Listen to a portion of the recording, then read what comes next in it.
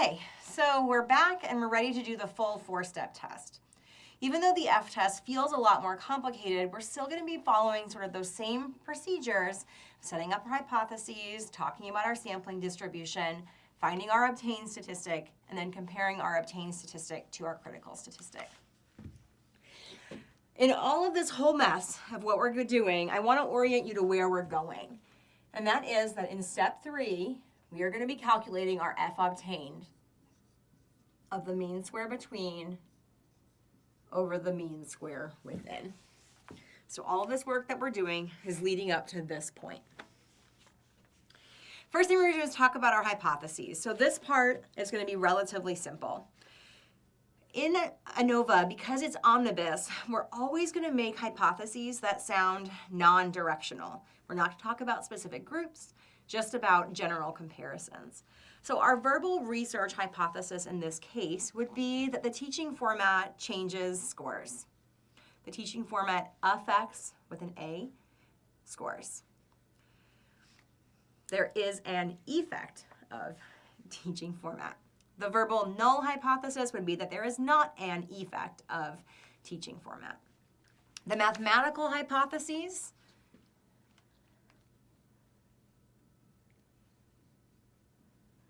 are going to talk about the population means that each of these samples might come from. So the null hypothesis is going to say, you know what, all of these populations are probably the same. Mu sub 1 equals mu sub 2 equals mu sub 3. That's going to be the mathematical null hypothesis. The mathematical research hypothesis is going to say mu sub 1 does not equal mu sub 2, does not equal mu sub 3. Now this is actually a shortcut because it could be the case that mu sub 1 equals mu sub 2, but that they're both different from mu sub 3, or a lot of other different combinations. But just to make things easier for one-way ANOVA, we're just going to talk about all of these means being different somehow. So the null is that they're all equal. The research is that they're all not equal. That's step 1. In step 2, we're going to talk about our sampling distribution. This is an F test, so we know that it's positively skewed, and we need to go ahead and identify our degrees of freedom. Our degrees of freedom between are going to be equal to k minus 1, k being the number of groups. So our degrees of freedom between are 2, and our degrees of freedom within is going to equal big N minus k, so total number of people minus total number of groups. 9 minus 3 equals 6. A quick note here that there is a concept of degrees of freedom total in this problem, and that's going to equal degrees of freedom between plus degrees of freedom within, or 8.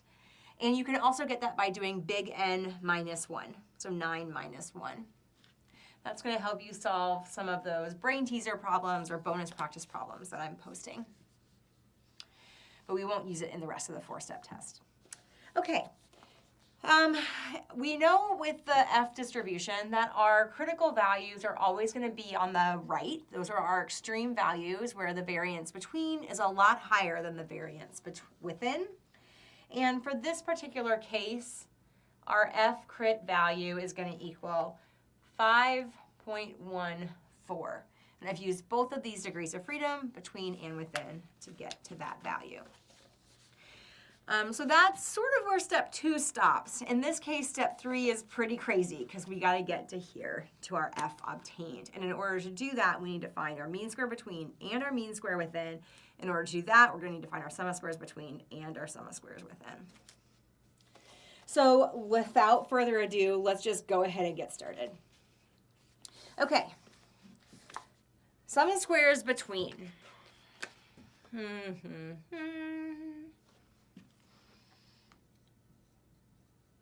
It's going to equal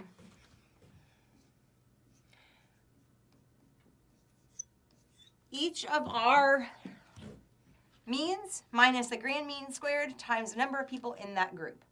So it's going to be 70 minus 80 squared times 3 plus 80 minus 80 squared times 3 plus 90 minus 80 squared times 3. 10, well, negative 10, but negative 10 squared should be 100 times 3 is going to give me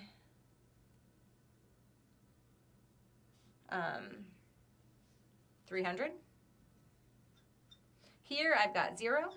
Here I've also got 300. So 90 minus 80 is 10. Squared is 100 times 3 is 300. So my sum of squares between equals 600. And to get from our sum of squares to our mean square, we're always going to divide by our degrees of freedom. So 600 over 2 gives us a mean square between of 300. Mean square between of 300. All right, that's the between, the numerator part. Now we've got to talk about the within part. So remember, variance within is going to be within each group how much our scores different from each other. And what I'm going to do is just cover this whole board with a ton of math and do my little column system within each group. So I'm comparing 60 to 70. That math is like, the math in my hand is literally not the math that I'm doing on the board, so I will just do it in my head as we talk. 60 minus 70 is going to be negative 10. 70 minus 70 is 0. 80 minus 70 is 10. So these are my deviation scores within the group.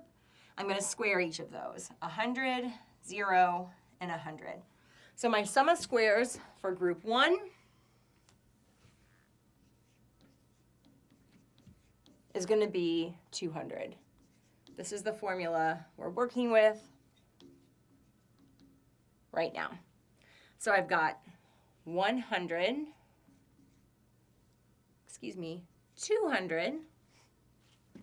This is my sum of squares for group 1. Okay, so I'm going to do the same thing for my other two groups. You can watch me do this and also work along with yourself. 0, 25, 25. So my sum of squares for group 2 equals 50. And over here, I've got 0, negative 5, 5, 0, 25, 25. My sum of squares for group 3 equals 50. So my total sum of squares equals 300. And in order to get over here to my mean square within, I'm going to divide that by my degrees of freedom within. So 300 over 6 gives me a mean square within of 50. All of that work was oriented toward filling out this ratio statistic. 300 over 50 gives me an F obtained of 6. That's step 3. I know it was a lot of work. In step 4, we're going to compare our obtained value to our critical value. And we can see that our obtained value of 6 falls in the rejection region. It surpasses our critical statistic. So we're going to reject the null hypothesis. Our verbal conclusion then is going to talk generally about differences between teaching format groups. So we would say that there is evidence to suggest that teaching format affects scores. Note that we don't say that the combination format is the best. That's not actually the test we ran. We did not compare combination to the other groups. We just compared all the groups to each other simultaneously. So we conclude that there is evidence to suggest that teaching format affects grades.